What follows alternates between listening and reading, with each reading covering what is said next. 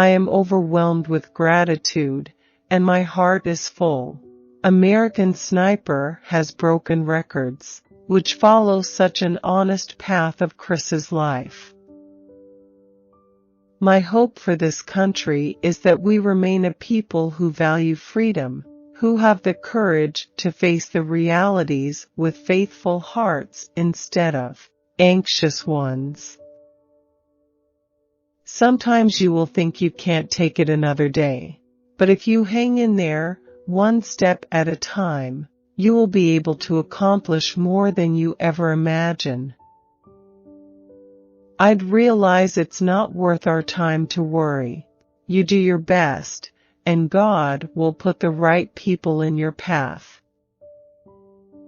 What I've noticed is not only in the military, but in the first responders community, that when you reach out your hand to help one of them, they almost always grab your hand with only one of theirs, because they're using their other hand to reach behind them and pull up somebody else with them. I'm extremely grateful to all the first responders, veterans and their families for all their sacrifices. The only way to defeat evil is by taking advantage of our freedoms. I think that sometimes you can be an example of what to do and what not to do, and I think most of the time I'm an example of what not to do. I have been afraid of guns. I have sworn I would never use a gun on another person and so did not need one, and I have wanted to deny the existence of evil. For people who grew up hunting, especially war veterans, shooting often settled the mind. It was something that required full concentration, and therefore took you away from your troubles, at least for a short time. Common sense to one person might be something different to another. Our main goal is to honor God and to honor this country by honoring and serving those families who serve.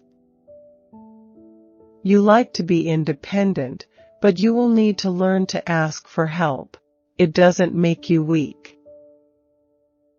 My husband may have been in the military, but no one tells me which leader to follow. We all suffer. It's part of life. The blessing is, while evil exists, divinity does, too, and it is stronger. A couple of times, I felt like I was cracking and I couldn't go on, and God would put another person in my place to help me. With a warm drink, in a rocking chair and family and friends around, I am working on finding peace and joy in the moments we have been given. It doesn't have to all make sense. I don't have all the answers. I have been touched by extreme violence, and I have been robbed of the life I always wanted by someone who chose to do evil. I feel like freedom of speech is one of the great things in this country, and the freedom to do what you feel is right. There's a consequence for everything, and that goes back to the Bible for me. You can forgive somebody and still believe they need a consequence. I think everybody goes through things in their life where they're like, this does not make any sense, or I don't understand why this is happening, but that's part of the journey of faith. Every single person suffers, every marriage has some major battles. Life pulls you in different directions. But if you try, and you're lucky, you can find your way back to each other. That was essential to my journey. The ability to love children while simultaneously having your heart broken. I've learned that when God promises beauty through the ashes, He means it. I think that God prepared me for Chris's death in some ways, because I've seen other people lose their spouses. I've known for a long time that life isn't fair. I wasn't angry with God that I lost my husband. I was devastated. I was broken. I still am, in many ways. But I feel like God gives free will to everyone, and people who want to choose evil, they have that same free will. I think that that's so true for a lot of first responder families and military families. If you ask them, "Is there anything I can do for you?" they almost always will not ask for that help. For quite a while, it didn't feel right. How could I feel joy when I lost the love of my life? I'm learning that those two things can coexist. It will never be the same joy, but it doesn't mean there won't be joy. I think it's a mistake to miss out on joy just because you have pain. We can't legislate human nature. Many of us who have cars have felt some form of extreme anger at other drivers, because we feel they have put us in harm's way. We might even envision ramming their cars or cutting them off in return, but do we actually do it? No. Because the overwhelming majority of us never want to take another human life.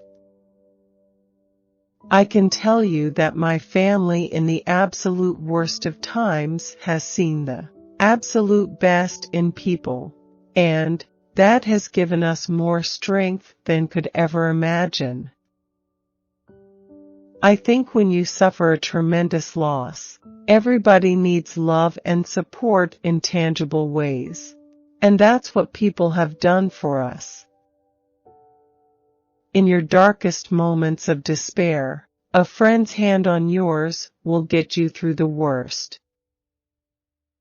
When the dark days come, many wonderful moments, those will all seem dead and empty to you. It will take practice and even hard work to find the joy sometimes. When you're trained for battle, the idea is that it will be man against man. The blessing is that my kids have a lot of strong men and strong marriages around them, so I feel like they are getting what they need as far as role modeling, so I don't feel the pressure for them. I have learned in my life that my plans don't matter. It's God's plan. I've been taught in my life that you can have plans, but you can't count on them. There's no roadmap.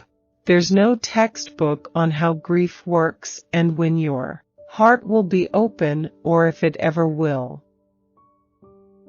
I hope our people hold tight to the notion that we do not have to be a fear-ridden country focused on restrictions, but rather that we remain the land of the free and home of the brave. The body is the one thing you have to say goodbye to. You can hold on to your memories. You can hold on to the spirit. That's part of the package that you love and the part that comforts you. I think I've been inspired by Chris and his ability to be raw and genuine and admit flaws and let it be whatever it is. That's something I'm trying to do, too, is just be real. That way ends up being very healing with people. Something that I've struggled with for a while is looking at our country voting on sound bites, and to me, character is really important. I challenge anyone to tell me there isn't evil in this world. From the days of Cain and Abel, we know all too well there will always be evil, but that evil shouldn't take away our freedoms. I would like my kids to go to college and be exposed to the real world and to make their own decisions, and find their own path instead of sending them somewhere where they would be creatively conditioned for one life path or another. I don't move away from grief, rather through it. I'll proudly stand with one of the great leaders this state and country have ever produced, Rick Perry. I don't see myself in the political realm. I would like to have my gun for protection. I'm not a fan of people romanticizing their loved ones in death.